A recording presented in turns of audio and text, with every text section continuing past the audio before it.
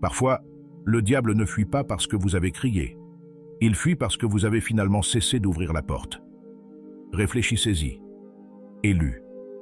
Il y a quelque chose que vous avez fait récemment. Peut-être sans fanfare, sans artifice, sans même vous en rendre compte.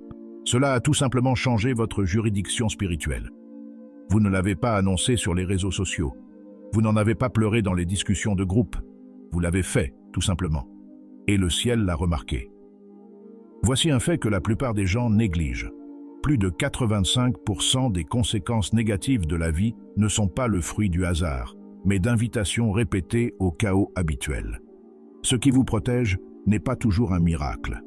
Parfois, c'est un moment de lucidité où l'on se dit « Attendez, j'ai déjà vu ça ». Et d'un seul coup, la boucle est bouclée. Pas d'exorcisme spectaculaire, pas d'eau bénite, juste un discernement divin avec une pointe de ras-le-bol. Soyons réalistes. Certains d'entre vous n'ont pas bloqué ce numéro par mesquinerie. Vous l'avez bloqué parce qu'à chaque appel, votre vie se défait comme un fil à broder. Et devinez quoi? Cette petite décision, invisible et intentionnelle, vous a évité des mois, voire des années, de détours spirituels inutiles. Alors, si les choses semblent inhabituellement calmes ces derniers temps, ce n'est pas une coïncidence. Ce n'est pas un piège. C'est le fruit de ce choix. Dans cette vidéo, nous n'allons pas simplement parler de ce que vous avez fait. Nous allons vous expliquer pourquoi cela a fonctionné, comment cela vous a protégé et ce que cela vous réserve pour la suite. Prenez votre thé, votre journal, ou tout ce qui vous aide à garder les pieds sur terre. Car ce que vous allez entendre n'est pas un conseil superficiel. C'est une révélation spirituelle enveloppée de vérité, avec juste assez de feu pour mettre votre calendrier en pilotage automatique. Allons-y. Premièrement, vous avez supprimé l'accès, pas seulement des personnes. Vous n'avez pas simplement, en coupant les ponts avec les gens, vous avez fermé les portes qu'ils utilisaient pour semer le chaos dans votre vie. Et c'est bien plus profond que de simplement bloquer quelqu'un ou de le ghoster. Vous avez pris une décision spirituelle, que vous en ayez conscience ou non. Car voici la vérité. Certaines personnes ne vous détruisaient pas la vie par des attaques bruyantes, elles le faisaient par des accès discrets, par des conversations qui vous épuisent, par de petites manipulations qui vous poussent à vous remettre en question, par de subtils changements d'énergie qui vous laissent épuiser après chaque interaction. Et le plus fou, c'est que ça n'avait même pas toujours l'air d'être toxique. Parfois, ça prenait la forme d'un simple contact, d'une simple plaisanterie, ou alors je ne le pensais pas comme ça. Mais avec le temps, ces moments se sont accumulés, et votre âme a commencé à remarquer ce que votre cerveau avait appris à normaliser. Ce que vous avez fait récemment, c'était peut-être refuser l'invitation, peut-être ne plus répondre à ce message, peut-être choisir une autre voie, mentalement, émotionnellement, ou même physiquement. Quoi qu'il en soit, cela a perturbé un schéma. Et c'est dans les schémas que le combat spirituel se cache le mieux. Non pas dans les choses évidentes et évidentes, mais dans les cycles quotidiens et répétitifs qui vous entraînent à laisser la porte ouverte à ceux qui n'ont plus leur place dans votre espace. Vous ne les avez pas seulement chassés, vous avez supprimé leur influence. Vous avez retiré le pouvoir qu'ils avaient d'exploiter votre culpabilité, votre empathie ou votre peur d'être incompris. Et cette décision était plus qu'une protection. C'était une délivrance. Une délivrance silencieuse et sans cérémonie. Celle qui ne suscite pas d'applaudissements, mais qui change l'atmosphère. Vous commencez à percevoir la paix. Vous ne remettez plus en question chacun de vos mouvements. Vous ne repassez plus les conversations dans votre tête toute la nuit. Ce silence que vous ressentez, ce n'est pas de la solitude. C'est le bruit des interférences qui se coupent. C'est l'absence de grésillements émotionnels. Vous entendez enfin vos propres pensées sans la manipulation d'autrui. Cette limite, ce changement. Ils viennent de vous isoler d'une nouvelle vague d'absurdités inutiles. Et le meilleur dans tout ça, vous n'avez même pas besoin de l'expliquer. Ils ont senti que l'accès leur était refusé. Ils ont senti le changement. Et maintenant, vous êtes protégés. Non pas parce que vous les avez combattus, mais parce que vous avez finalement cessé de leur donner la clé. Deuxièmement, vous avez rompu un accord invisible que vous ignoriez avoir signé. Vous avez fait quelque chose de puissant et vous ne vous en êtes peut-être même pas rendu compte. Vous avez rompu un accord invisible que vous ignoriez avoir signé. Cela peut paraître étrange, mais c'est bien réel. Parfois, nous portons avec nous des responsabilités, des rôles et des attentes qui n'étaient pas les nôtres au départ.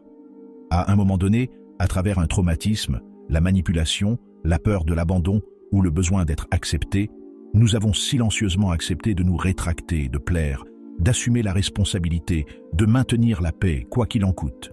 Nous n'avons pas signé un contrat avec un stylo, mais avec notre comportement. Nous l'avons signé chaque fois que nous avons gardé le silence, alors que nous aurions dû parler. Chaque fois, on encaissait le coup, juste pour éviter la dispute. Chaque fois, on se faisait plus petit pour que quelqu'un d'autre se sente plus en sécurité. Mais récemment, tu as changé. Tu as dit non, ou peut-être que tu n'as rien dit du tout. Quoi qu'il en soit, tu n'as pas fait ce qu'ils attendaient de toi. Tu n'as pas repris le vieux rythme. Tu n'as pas réagi comme le toi qu'ils avaient l'habitude de manipuler. Et ça a brisé le cycle. Spirituellement, cet acte a brisé l'accord tacite. Et le plus fou, c'est, dès que vous avez fait cela, l'énergie a basculé. Vous avez peut-être ressenti de la culpabilité au début, ou une étrange tension dans l'air. Mais ce qui s'est réellement produit, c'est la liberté spirituelle. Vous avez repris votre autorité. Vous vous êtes levé, non par rage ou vengeance, mais par un refus silencieux de porter ce qui ne vous a jamais appartenu. Vous remarquerez quelque chose maintenant. Les gens pourraient commencer à se montrer confus, offensés, voire agressifs. Non pas parce que vous avez fait quelque chose de mal, mais parce que leur accès était lié à cet ancien accord. Et sans cet accès, ils sont impuissants. Ils ne peuvent plus utiliser la culpabilité. Ils ne peuvent plus utiliser la honte. Ils ne peuvent plus vous contrôler par votre gentillesse. Et ils le savent. Vous vous êtes protégé de tant de drames, de stress et de lourdeurs spirituelles inutiles, simplement en changeant cette seule réponse. Ce moment où « je ne fais plus ça » a résonné dans le monde spirituel et a réaligné votre chemin. Maintenant, les choses qui vous piégeaient autrefois ne vous tenteront même plus. Les cycles qui vous suivaient n'ont plus rien à quoi vous raccrocher. Vous avez rompu un contrat qui vous vidait, et maintenant vous êtes sur le point de marcher dans un morceau impossible à voler. Numéro 3. Vous avez finalement rejeté l'appât de la fausse responsabilité. L'une des choses les plus puissantes que vous ayez faites récemment, que vous en soyez pleinement conscient ou non, a été de refuser de porter ce qui ne vous appartient plus. Vous avez cessé d'accepter le fardeau émotionnel que les autres essayèrent de vous imposer. Vous avez cessé d'assumer la responsabilité du chaos, de la souffrance, de l'immaturité et des mauvais choix des autres. Et ce changement vous a épargné une vie d'épuisement spirituel et émotionnel inutile. Pendant si longtemps, vous avez peut-être eu l'impression de devoir tout maintenir en place. Vous étiez celui qui répare, celui qui pardonne, celui qui donne toujours une seconde chance.